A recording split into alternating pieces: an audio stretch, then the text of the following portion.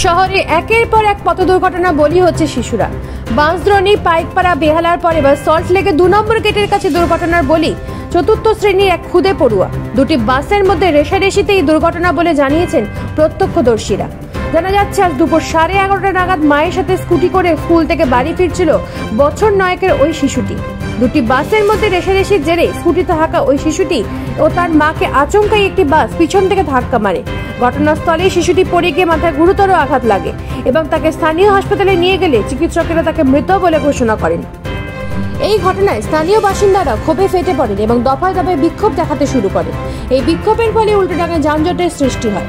পরে পুলিশের হস্তক্ষেপে অবরোধ তুলে নেয় স্থানীয় বাসিন্দারা। এখান থেকে আপনার শোয়াবাজার হাওড়ার দিকে যাচ্ছিল বাসটিকে। আমি যখন টিকিট কাটি তখন বলি দাদা একটু সাবধানে চালাতে বলুন, কারণ বাসে আমারও একজন প্যাসেঞ্জার উঠে এমন জোরে ব্রেক মেরেছে, সে পড়তে যাচ্ছিল, আমি তাকে ধরে নিয়েছি। তাকে আমি বললাম যে বাসটা একটু সাবধানে চালাবেন টিকিট কাটার সময়। তারপরেও ওনারা দুজন এখানে রেসারেসি করছিল।